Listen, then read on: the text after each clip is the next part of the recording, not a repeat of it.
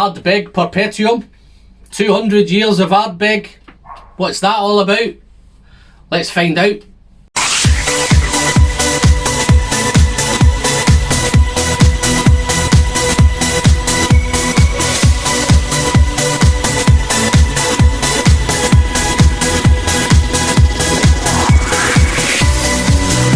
Well, hello there folks, and welcome back to The Whiskey Friend with me, Alan. Here we are, yes, we're back on the peat. The peat's back. The shed is smoky, the aroma's fantastic, everything's around. Got my trusty topper on, I've got Coin 86 on this today, covering it up, keeping those beautiful aromas in there. I'll get to these soon. Let's do a little bit on the Ardbeg Perpetuum.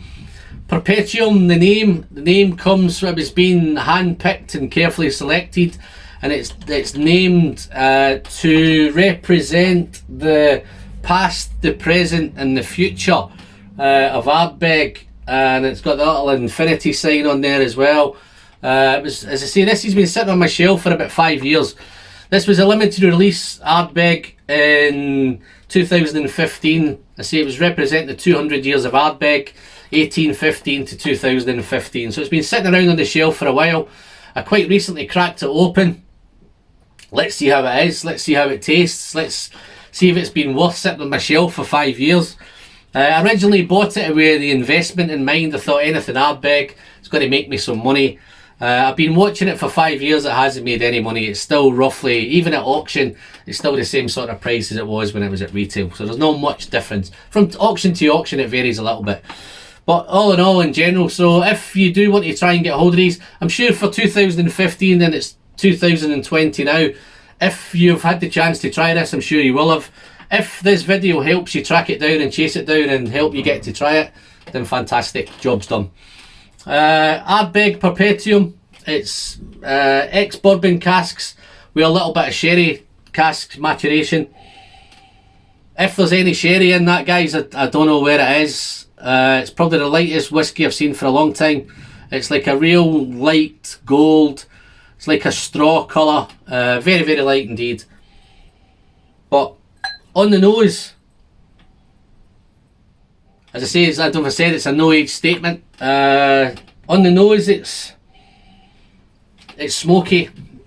You would expect that. It's that typical bonfire. It's typical Ardbeg. When I originally sat down with it to have a bit of practice with it, the first thing that came to mind for me was it reminded me so much of Ardbeg 10. So it's typical Ardbeg. Wouldn't surprise me if there's a fair whack of Ardbeg 10 in this one with a touch up of a little bit of something else. Okay, once you get past the smoke, you really need to fight your way past the smoke, guys, because this is very, very smoky. There's a really, really nice lemon citrus note, and I'm not sure if I'm being influenced by the colour to give me lemon. Definitely a little bit of citrus. Pretty sure it's lemon. But there's some really, really nice fruits. But they're reminding me of maybe a stewed fruit. They're a little bit stewed. Maybe some stewed plums. Maybe some stewed berries. Maybe even a touch of stewed apple. So there's a few bits of stewed fruits in there. Very, very faint. And in return there's a little bit of honey and a little bit of vanilla there. So there's a little bit of vanilla sweetness, a little bit of honey sweetness. But what also there is as well is, if you can imagine, there's some cut grass that's been lying, it's been raining overnight and the grass has got damp. There's that kind of damp, grassy, damp hay kind of note. That heather's there, a little bit of heather. And it's a little bit of nuttiness. There's a little bit of nut, very, very faint in the back. If you don't dive into it, you don't spend any time, you could easily miss the nut. And maybe some chocolate, some dark chocolate. But it's all smoky, it's ashy, it's even the ash is a little bit soot. There's a little bit of soot in there as well. Very, very smoky. So all in all, guys, that's pretty much the nose. Doesn't really. It's not the most complex nose in the world. It's just, for me, it's just a typical smoky Ardbeg. Ardbeg 10 with a bit of something else. But let's taste it. Slanch. on that initial first sip, it's a lovely soft arrival. It's not powerful, it's not intense, it's not aggressive. It's just really nice soft arrival. But it's not the thickest mouthfeel in the world, it's feeling a little bit thin. Yeah, and there's a little bit of heat. I don't know whether that's a little touch of heat, little nip maybe. Not sure if it's cinnamon or maybe it's just the 47.4 ABV, but I'll come back to that in a minute. Yeah, but it mirrors the nose almost the same. Initially it hits you with that little bit of fruit, those stewed fruits. A little bit of cinnamon, that is cinnamon. The honey and the vanilla there, it's sweet. Initially it arrives and heading through the development, it's sweet.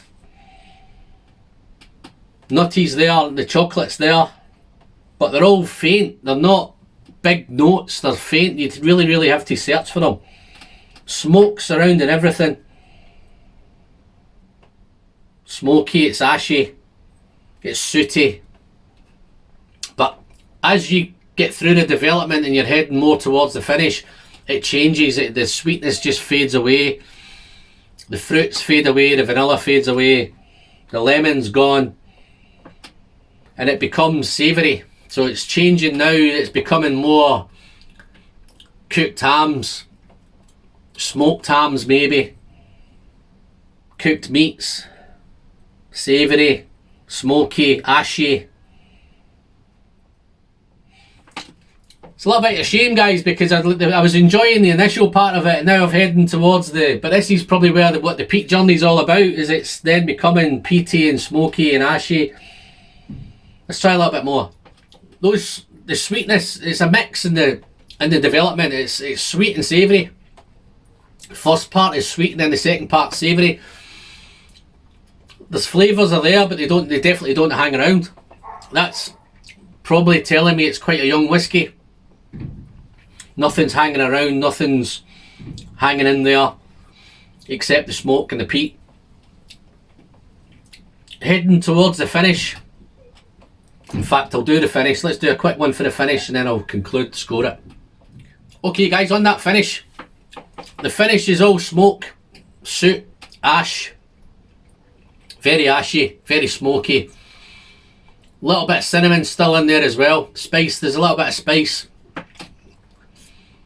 Touch of chocolate, but other than that, and the two dominating factors in the finish is the smoke, the ash, and it's the cooked hams, the smoked hams. That's the finish. It's like a medium finish. Again, it doesn't hang around, guys, which is a wee bit of disappointment, because this, for me guys, this was an £80 bottle of whiskey when I bought it. Granted, it's been hanging around for a while, but it's a little bit disappointing. I'm doing this peat journey and I'd love for me to just be overwhelmed and in awe of the peat. This one's not quite getting me there, but I'll come back to that in a second as well. It's a little bit disappointing because I don't think it's balanced. I think it's two-dimensional. I think it's half of it's sweet, half of it's savoury. Well, they're not mixing well. I love the fruits, I love the vanillas, I love the honeys. Don't get me wrong, I quite like the smoke and the ash in moderation, but towards the end of the finish it's just becoming very ashtray-like, whereas I like a little bit of sweetness in there. I'd love some more sherry in it. That's why I do like the Udigal, the Ardbeg Udigal gives me a balance. There's a bit more sherry in that one, which is fantastic. If I was to recommend buying this, guys, I think there may be some old shelves. There may be one lying around an old shelf in an old shop somewhere, all dusty, at 80 quid. It's a lot of money. It's an Ardbeg. I think I could go and buy a couple of bottles of Ardbeg 10 for the same sort of money. Just to give you an idea, I'm going to do a little bit of comparison, guys. This one is the Laphroaig 10, cask strength. This is batch 11.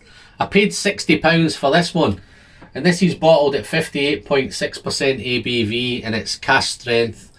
It's got a 10-year age statement, and it's an Islay. So I think a lot of people compare the Laphroaigs and the Ardbegs. Value wise, I think the Laphroaig 10 is much better value at £60.